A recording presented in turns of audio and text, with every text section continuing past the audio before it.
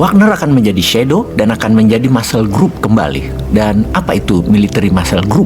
Sebelum masuk ke sana, kita jelaskan cara Putin mengendalikan pengaruhnya di 20% wilayah dunia.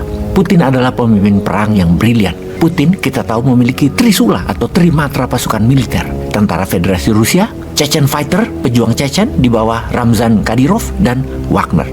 Juga punya 3 matra diplomatik politik. Selain Rusia sendiri yang mempunyai hak veto di PBB, ada Belarus dan Tiongkok. Kita ke Wagner sekarang. Menjelaskan Wagner memang rumit. Wagner Group bukan hanya PMC atau private military company, atau juga bukan seperti defense contractor seperti Northrop Grumman dan Lockheed Martin.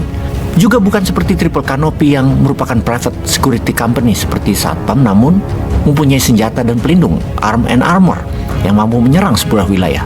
Triple Canopy dibentuk oleh veteran tentara pasukan khususnya Amerika, termasuk veteran Delta Force, Rangers, dan SEALs.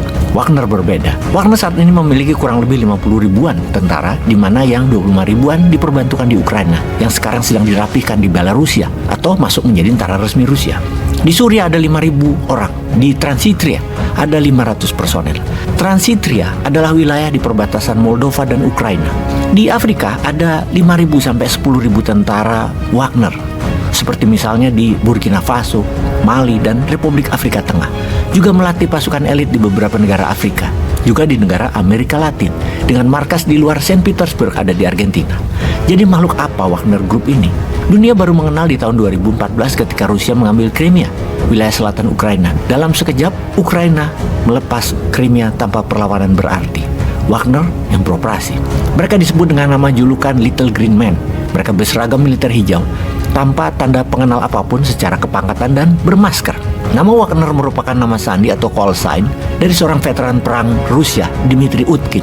Dmitry Utkin dikatakan merupakan pendiri dari Wagner Group ini. Namun, ada sebuah nama yang lebih harus difokuskan, adalah Yevgeny Prigozhin, seorang oligarkinya Rusia. Selama tahunan dia menyangkal dirinya ada hubungannya dengan Wagner Group. Hingga tahun 2022 kemarin, dia muncul di media dunia dengan merekrut member baru Wagner dalam jumlah ribuan.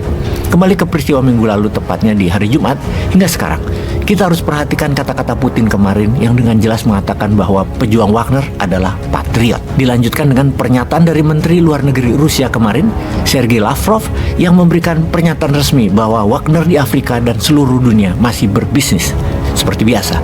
Kantor Wagner masih beroperasi seperti biasa, masih menjalankan kontraknya dengan Menteri Pertahanan.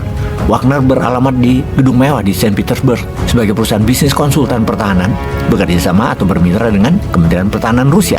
Sahabat bisa artikan sendiri berita ini, yang sangat berbeda dengan berita dari media barat yang menekankan kata traitor pada Wagner. Itu berita drama, bukan analisis pertahanan yang tidak terkecoh dengan berita-berita media di permukaan. Rekam jejak Wagner bisa terlihat sejak tahun 2014. Wagner bukan hanya muncul di Crimea, namun berada setidaknya di 8 negara Afrika dan beberapa negara Amerika Latin. Seperti di Venezuela tahun 2019 untuk melindungi Presiden Venezuela Nicolas Maduro. Di Suriah, Wagner adalah pelindung personal Bashar al-Assad.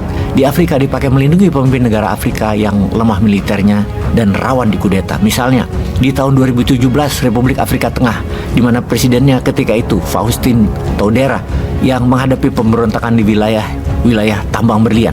Rusia mengirim senjata dan mendeploy Wagner. Selesai semua pemberontakan tersebut dalam 1 tahun.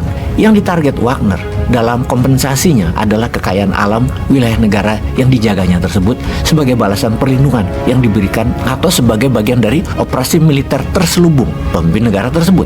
Tambang berlian, tambang minyak, sumber daya alam lainnya adalah yang dicari Wagner. Itulah bisnis modelnya Wagner, menukar perlindungan militer dengan sumber daya alam. Wagner dikatakan sebagai muscle group karena bukan hanya tukang gebuk saja, namun merupakan entitas bisnis yang sangat menguntungkan bagi Rusia. Sepertinya memiliki shadow army begini penting juga buat bernegara ya. Sementara Tiongkok sudah punya, ada tuh bukunya, China Private Army, Protecting the New Silk Road. Pelajari aja buat Indonesia berdaulat. Peace.